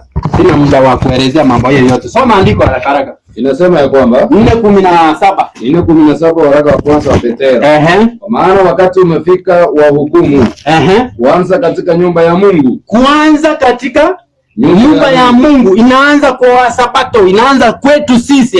Na ikianza kwetu sisi. Rudia hapo kwanza. Na ikianza kwetu sisi. Ikianza kwetu sisi. Mwisho wao wasioitii injili ya Mungu itakuwaje? Sasa inaanza kwetu sisi. Hebu soma kwanza katika kitabu cha Mhubiri, Mhubiri 3:19. Tunaambiwa kwamba sisi kwanza, watu wa mataifa baadaye. Yaani watu wa mataifa bado wako na muda. Sasa unasikia wakati wa Sunday Law ikitangazwa hivi, mlango wa rehema kwa msabato imeisha, ujua kwamba itafungwa kwa wale ambao hawakutaka kuingia ndani. Imefungwa. Lakini mlango wa rehema itafunguliwa kwa wadunia, watu wa mataifa wasiokuwa wanajua ukweli. Sasa hapo ndio unasikia mchakato ya watu utasikia imehubiriwa hapa. Sasa watu wameingia ndani, yani akiingia kwa kambi ya wenye kuhubiri, nao wanamwagiwa mvua ya masika, nao wanaendelea kuhubiri. Yani itakuwa ni mchakato, yani itakuwa ni very busy. Kwa 144 watafanya kazi ya kustaajabisha, maana ile iliyomwagwa ambayo ilikuwa ni mvua ya vuli, inaitwa mvua ya vuli, walifanya kazi kubwa sana. Lakini tunaambiwa pia mwisho ya mvua ya masika watafanya a very massive job. Yani watakuwa wanaokoa, utakuwa unatolewa hapo, unapelekwa huko, yani itakuwa ni mchakato ni msururu ya events. Ni vitu vingi zitatokea. Nimekupatia kitabu gani? Mhubiri 3:19. Inasema nini? Maana linalo watukia wanadamu, linawatukia wanyama. Ni Mhubiri hiyo? Hiyo ni Mhubiri. Hebu soma 17. 3:17. Nikasema moyoni mwangu, Mungu atawahukumu wenye haki. Soma vizuri hapo. Anza vizuri tu. Nikasema moyoni mwangu, Mungu atawahukumu wenye haki. Sikiliza, Mungu atawahukumu wenye haki. Sasa unatakiwa kwanza, ngoja usikimbie. Anasema Mungu atawahukumu wenye haki. Sasa unatakiwa kujiuliza, Mungu anawahukumuje wenye haki? Utahukumiaje na wewe ni mwenye haki? Hukumu ya upelelezi hiyo, unapelelezwa mwenye haki, wewe umetosha ama hujatosha? Sasa Mungu anawahukumu wenye haki. Malizia andiko sasa. Ndio kusema hivi, na wasio haki. Kwa hivyo inaanza na kina nani kwanza? Wenye haki wa Sabato, wanaodai kwamba wao ni wenye kurithi ufalme wa Mungu. Wao wamekiri kwamba wamestahili. Sasa wewe unajiita mwenye haki. Sasa wewe unaanziwa kupelelezwa. Amen. Bwana Yesu asifiwe. Imeanzishwa hukumu mbinguni, utasimamaje pale apimapo Mungu hakimu kila wazo na tendo? Tutasimamaje zote katika siku kuu ile, dhambi zetu zitafutika, ama zitatuangusha. Wametangulia wafu kulimwa, kitambo ndipo wahai. Hapo wametangulia wafu kufanya nini? Alafu kitambo ni kina nani? Walio hai. Sasa ujue sisi tunapelelezwa. Waliokufa wamekwisha kufanya nini? Wamekwisha kupimwa. Sasa hukumu iko na sisi. Tunaendelea. Inasema kwamba hapo chini yake, dhambi ambazo hazikutubiwa na kuachwa hazitasamehewa na kufutwa katika kitabu cha kumbukumbu, bali zitaendelea kusimama kumshuhudia mwenye dhambi katika siku ya Mungu. Siku ya Mungu nayotajwa hapa si siku yenye anarudi, ni siku ambayo jina lako litafikiwa. Anasema hivi, anaweza kuwa ametenda matendo yake maovu katika nuru ya mchana na katika giza la usiku, lakini zilikuwa wazi na dhahiri mbele za ambaye tunamtendea. Malaika wa Mungu walimshuhudia kila dhambi na kuiandika kumbukumbu zisizokosewa.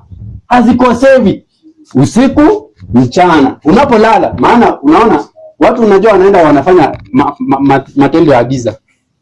Mchawi anaroga usiku, mzinzi anaenda kuzini usiku. Sasa ujue kuna malaika wasiokosea, wanaandika kila tukio, kila kitu ambacho kinaendelea na sisi. Anasema hivi, dhambi inaweza kusitiriwa, kukanushwa. Unaweza kanusha, unaambiwa kwamba hey, Mama Brian, jana niliona umeiba. Unasema hapana, haikuwa mimi, labda watu wanafanana. Hujaisikia watu wanasema hivyo? Watu hufanya nini? Watu hufanana, si ndio? Wanasema kwamba watu hufanana. Sasa ujue malaika wananakili kila kitu ambacho unatenda. Sasa anakuja anakuambia, wewe Njoroge, niliona jana ulikuwa unadanganya. Unasema haikuwa mimi. Lakini anasema dhambi inaweza ikakanushwa na kufichwa na Baba.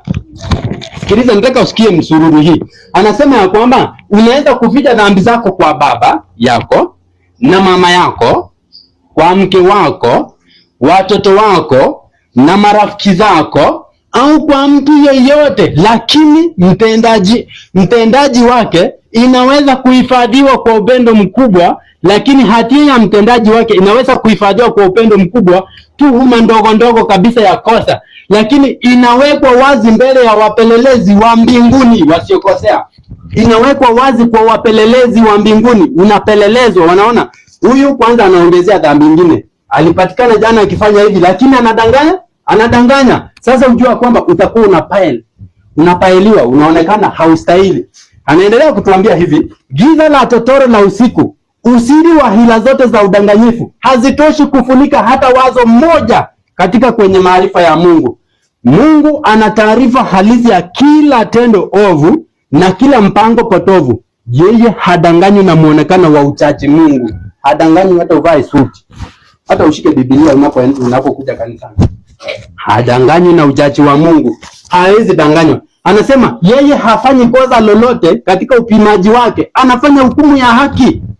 Anaposema kweli hustahili, haustahili kweli. Anaposema kwamba ufutwe, ni ufutwe kikweli, maana unatenda kazi ambayo haipelekani na nini? Haipelekani na imani yako. Tunakimbia katika ukurasa wa 404. Hapo katika 404, katika aya ya pili hapo, fungu la pili hapo inasema, mahali inaanza na wale ambao watashiriki. Anasema wale ambao watashiriki mibaraka ya uombezi wa Mwokozi hawataruhusu chochote kuingilia wajibu wao wa kukamilisha utakatifu katika kumcha Mungu. Masaa ya dhamani. Sikiliza hapa, tunashauriwa mimi na wewe. Ellen kupitia kwa Roho Mtakatifu anasema masaa ya dhamani, badala ya kutolewa katika mambo ya anasa, kujibamba na kutafuta mapato, yanapaswa kutiwa katika kujitoa. Ya kwanza, tunatakiwa kutumia muda wetu kujitoa, kujifunza kwa bidii na kwa maombi neno la kweli. Yaani badala ya tutumie katika anasa, kwenda katika theater, kwenda katika kuangalia michezo, mipira, kandanda, sijui nini. Tunatakiwa kutumia hiyo nafasi kujitoa na kujifundisha kwa maombi mengi neno la kweli. Tunatakiwa kufanya hivyo, hatutakiwa kucheza. Usicheze na imani yako. Anasema na kwa maombi mengi neno la kweli. Somo la patakatifu, nataka uunderline hapo. Sikiliza Anasema somo la patakatifu na hukumu ya upelelezi yanapaswa kueleweka vizuri kwa watu wa Mungu. Ati somo gani hiyo? Somo gani? Upelelezi. Somo la patakatifu na hukumu ya upelelezi ni somo ambalo linatakiwa kuzoewa, kufundishwa kwa wingi kwa wana wa nani? Kwa watu wa Mungu. Tunatakiwa kufanya hivyo. Sasa tunatakiwa kujiuliza, sisi kama walimu, sisi tumewafundisha? Wewe kama mshiriki, umejifundisha somo hili? Wewe umefanya hatua gani kujua kwamba umeelewa vizuri somo la patakatifu, somo la hukumu ya upelelezi? Je, hamasisho hiyo itakuguza ama haitakuguza? Na ikiwa hujui, utachukua jukumu gani sasa ya kuweza kufanya kujua? Soma Pambano Kuu. Utakaposoma katika kitabu hiki cha Pambano Kuu 23 chapter 23, patakatifu ni nini? Uende katika chapter 24 na ukuje katika chapter 28, kukabili kumbukumbu za maisha. Usome kwa bidii na kwa maombi mengi, Mungu kuelewesha vizuri, utaweza kuelewa nini kinaendelea katika patakatifu. Yaani sio, unasikia, tunatakiwa kuangalia katika mafundisho yetu, tunatakiwa sana kuangalia huduma ya Yesu duniani. Maana mpaka hapa ni huduma ya Yesu alipokuwa duniani, hapa nje. Alafu huduma ya Yesu mbinguni. Alafu huduma ya Yesu katika the most holy place. That is why unasikia, hebu fungua kitabu cha Danieli 7:13. Inasema nini? Yesu alienda akapewa sasa hukumu. Kwanza anza na 10. Anza 10 alafu ruke huko. 7:10. Kitabu ni cha Danieli. Nataka uangalie kitu ambacho kinaendelea hapa. Mto kama moto ukatoka ukapita mbele zake.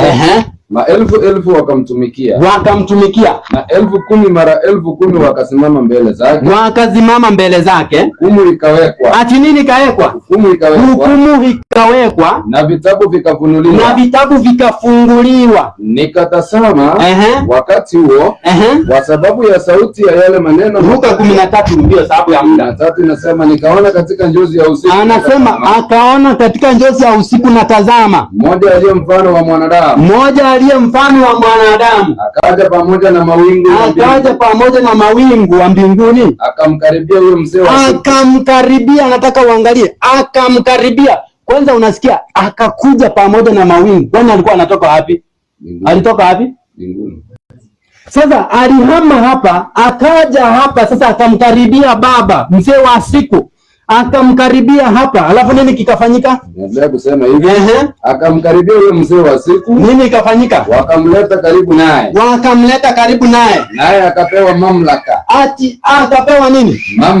Akapewa mamlaka. Kumbe alikuja akachukua mamlaka na utukufu. Sasa ndio alikuja kuanza kazi. Ilikuwa lazima kwanza akuje apewe mamlaka, aingie sasa afanye kazi yake. Ndio unasikia watu ambao wanasema kwamba Yesu hana mwana. No, Mungu hana mwana. Yesu si mwana wa Mungu. Ninawahurumia sana. Hawajui nini kinaendelea. Hawajui anything. Yaani watu wako katika giza totoro. Sasa hivyo ndivyo inavyoendelea. Anasema hivi, na wale ambao huduma yake itawafaidi wale ambao wanafanya maungamo na toba ya ukweli. Hapo ndipo wanaofaidika katika kazi ya Kristo. Lakini ikiwa haujishughulisha na mambo mengine, ujua kwamba uko offside. Sasa hapo chini yake nasema kwamba nakimbia mbio, utaenda usome mwenyewe. Ndio maana nimewaambia someni chapter 23, someni chapter 24 na chapter 28, na kwa maombi mengi uombe sana Mungu akuelewesha somo hili, utaweza kupata mambo mengi sana. Anasema wote ambao wamepokea nuru kuhusu mafundisho haya. Mafundisho gani? Ya patakatifu na hukumu ya upelelezi. Ninayozungumzia kutoa ushuhuda wa kweli kuwa ambazo Mungu ameziweka kwao. Patakatifu pa mbinguni ni kitovu cha kazi ya Kristo kwa niaba ya mwanadamu. Inamruhusu kila mtu anayeishi duniani kumfunua katika mpango ya ukombozi. Utaenda ujisomea hapo. Kumbe hii patakatifu ya mbinguni ni kitovu cha kazi ya nani? Ni kitovu, yani ni cha muhimu sana, maana ni kitovu cha kazi ya Kristo kwa niaba ya nani? Ya mwanadamu. So hii ya mbinguni ndio tunajua kwamba kazi inaendelea maalum. Kazi maalum inaendelea kwa ajili ya mimi na wewe. Sasa hapo chini nasema upatanisho wa Kristo kwa niaba ya mwanadamu katika patakatifu pa mbinguni ni muhimu sana katika mpango wa ukombozi, kama ilivyokuwa kifo chake msalabani. Sasa kumbe, kwa hiyo tukitazama Kalvari ama Kalvari, si ndio? Tukiangalia Kalvari, Kristo aliposema kwamba imekwisha na pazia likakatika katika hekalu, Kristo akasema kwamba imekwisha. Mdanganyaji mkuu aliona na akasoma, ukisoma katika nafikiri last day events. Sasa aliangalia kifo cha, aliangalia kabisa Kristo alipokuja duniani na kile kazi ambayo kitakuwa kimemleta duniani na kazi ambayo atafanya kupitia kwa damu yake katika msalaba. Nakwambia, tunaambiwa Ellen anaandika, anasema shetani alitetemeka lakini hakuacha kudanganya. Kwa hivyo aliangalia ile kazi itafanyika katika msalabani huko. Kwa hivyo anataka tumalizikie msalabani. Ndio unasikia wengine wanasema si tunakutanika. Sabato yetu ni ya Jumapili kwa sababu Kristo alifufuka siku hiyo. Yes, alifufuka. Kwa hivyo alifufuka afanye nini? Hapo ndio mtihani inaingia. Hawajui alifufuka ndio afanye nini. Sasa hapo ndio shetani anataka kila mtu afike. Yaani ufikia hapo useme hapo ndio imefika. Kumbe tunaambia kwamba kazi ya patakatifu mbinguni, kazi ya Kristo anayofanya kwa niaba ya mwanadamu ya upatanisho, anayofanya mbinguni ni cha muhimu kama ilivyokuwa kifo chake katika msalaba. Nataka uangalie kazi ya Kalvari ilikuwa inatumulika nini? Maana bado hiyo ni unabii. Ilikuwa haikuwa inamalizikia hapo. Kwanza kuna fungu ambayo Bakari wewe unapenda sana. Ufunuo 14:1-4. Anasema kwamba watu ambao wanamfuata Kristo kokote aendako, akiwa msalabani, tunaungama tunasema Kristo, tunajua kwamba utafufuka. Na tafadhali ukifufuka usitusahau katika ufalme wako. Akienda hapa tumemfuata, yani tunamfuata kokote aendako. Nataka usikilize hapa Anasema hivi. Tega masikio yako vizuri. Anasema ni lazima kwa imani tuingie katika pazia alimoingia kwa ajili yetu. Pale kutoka kwa msalaba ya Kalvari, pale nuru kutoka kwa msalaba ya Kalvari inaakisiwa katika patakatifu mno. Kumbe Kalvari ilikuwa ni nuru ya kutumulikisha kazi ambayo ataenda kukamilisha mbinguni. Haleluya. Yaani kazi ambayo alimalizikia msalabani kwa ajili ya mkombozi, kwa ajili ya mpango ya ukombozi kwa mwanadamu. Yaani ni nuru ya kutumulikia alichoenda kufanya katika patakatifu mno. Sasa wale ambao watakwama kwa msalaba, hizo wanasikia wengi wanaweka msalaba wakisema kwamba wanafikiri watakombolewa na msalaba. Wanafikiri watakombolewa hapo hapo. Kumbe ilikuwa ni nuru ya kutumulikia. Hadi sio unasikia, kwa sababu ni nuru, sisi tumemfuata na tumejua anafanya kazi gani ya upatanisho katika patakatifu mno. Kwanza nipatie kitabu cha Waebrania 7:25. Unasema nini? Kristo sasa wakati alifufuka, tunajua kwamba hafi tena na ako hai siku zote ili aweze kutuombea. Anatuombea kwa Mungu. Anatuombea nini? Anatuombea tuendelee kuzini. Anatuendelea kuombea tukiiba. Anatuombea tunapoendelea kutukanana. Anatuombea tunapoendelea kutojali. Anatuombea tunapoungama ukweli. Na kuungama si kusema Mungu sijui nini. Hapana, ni kuungama na kujutia, ninaitwa kujutama kwa ajili ya dhambi na kutokurudia dhambi tena. Najua kuna kusema umeomba msamaha lakini utarudia. Si ndio? Soma.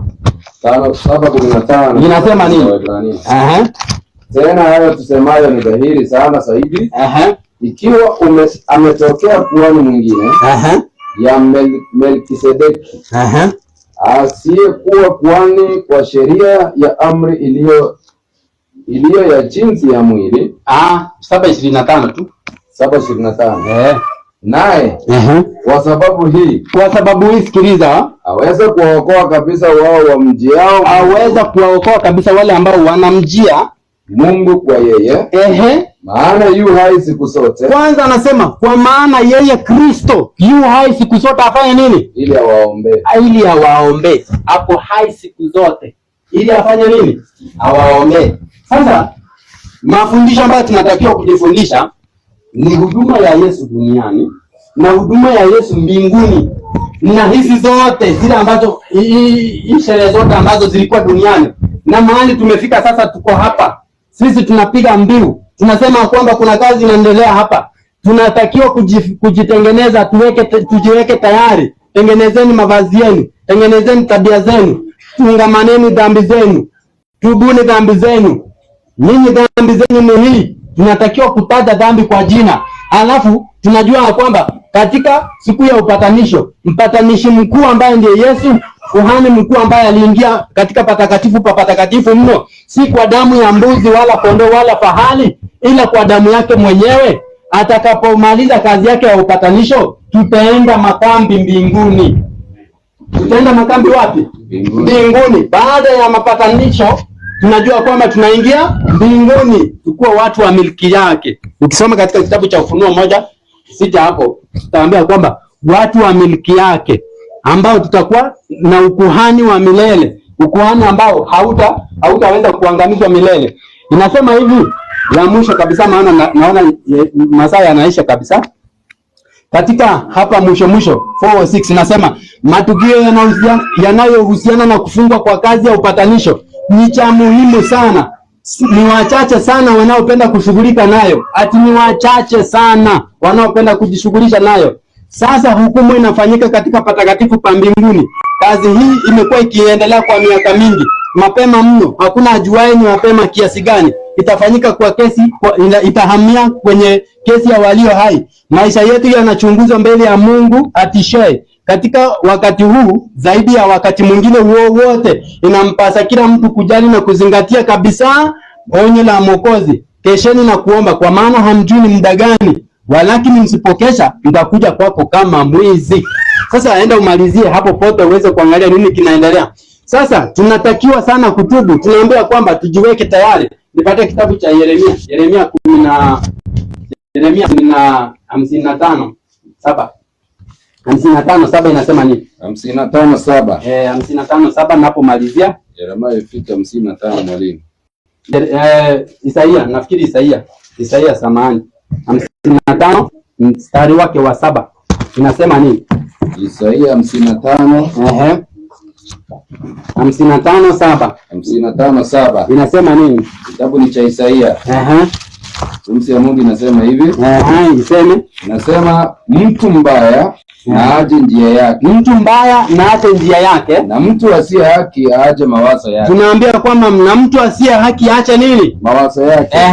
Na amrudie Bwana. Naye atamrehemu. Na arejee kwa Mungu wetu. Naye atamsamehe kabisa. Sasa tunatakiwa kuungama dhambi zetu zitangulie mbele za hukumu. Dhambi zetu zisitufuate nyuma. Tunatakiwa tuzitangulize katika patakatifu mno anapohudumu Kristo kama kuhani mkuu. Sasa tusimame tukiimba hii wimbo wa mwisho tunapotamatisha kipindi cha kwanza. Mfalme wetu watuita, tukae karamuni kwake. Itakuwaje na siku Bwana ajapo, itakuwaje na siku le Bwana ajapo. Mfalme, twende Trisi. Mfalme wetu watuita, tukae karamuni kwake. Itakuwaje na siku ile Bwana ajapo, Bwana ajapo, Bwana ajapo, ndugu, Bwana ajapo, itakuwaje na sisi Bwana akija? Atavikwa vizuri sana, taji badala ya miiba, kweli tokeo la fahari. Bwana ajapo, Bwana ajapo, Bwana ajapo, ndugu, Bwana ajapo, itakuwaje na sisi Bwana akija? Kwa furaha wakubali wenye mavazi ya harusi, tuwaheri tukimridhisha Bwana ajapo, Bwana ajapo, Bwana ajapo, ndugu, Bwana ajapo, itakuwaje na sisi Bwana akija? Kutakuwako na rutengo, watalia walio wazi, cha kutisha kitambo kile, Kristo ajapo, Bwana ajapo, Bwana ajapo, ndugu, Bwana ajapo, itakuwaje na sisi Bwana akija? Mfalme utupe neema, sisi tunaokungojea, tusiogope kukuona ujapo Bwana, Bwana ajapo, Bwana ajapo, ndugu, Bwana ajapo, itakuwaje na sisi Bwana akija? Tuombe. Baba na Mungu wetu tupendaye upeo, tumenyenyekea sana miguuni pako, maana tunajua kwamba kuna kazi inaendelea. Kristo mwanao anaendelea kutupekulia, majina yetu yanapita katika hukumuni. Tunatakiwa tuweze kujisafisha. Tafadhali Mungu wetu tuonee huruma, safisha sisi katika damu ya mwanao Yesu Kristo, tabia zetu ziweze kufanana na ya mwanao Yesu Kristo. Utusaidie tunapojiandaa, tusije tukakataliwa. Ile bidii ambayo tunaonyesha sasa iko ni bidii ya ukweli. Tunapoendelea kujiandaa, maana tunajua kwamba wokovu iko karibu, tusije tukakuogopa wakati Kristo atatuleta mbele zako. Tusije tukaogopwa wakati majina yetu yataweza kutajwa, wakati dhambi zetu zitawekwa wazi. Tunajua kwamba kuna kazi maalum inaendelea. Tunajua kwamba pia tuko na kazi maalum ya kuitekeleza, ili tusije tukafungiwa nje pamoja na waliokuasi.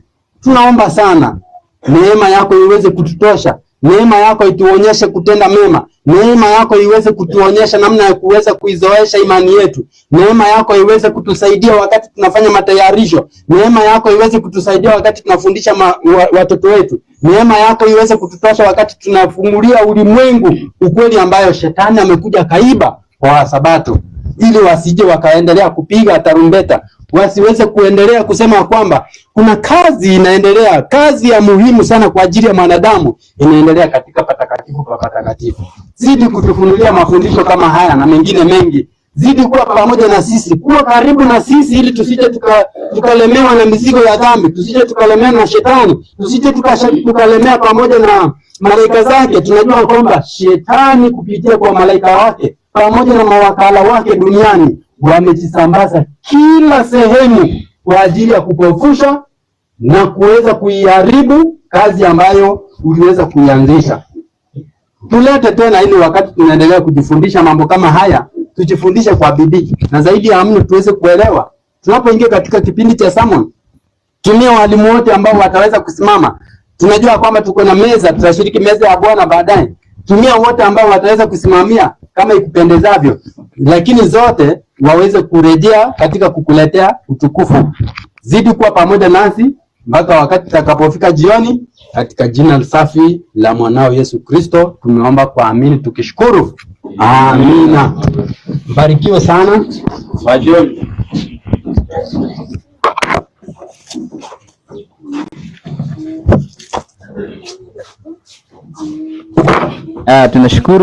Tunashukuru sana kwa somo nzuri. Somo hili shetani analichukia sana, ana hate the sanctuary. Kwa hivyo tunashukuru mwalimu. Tutaenda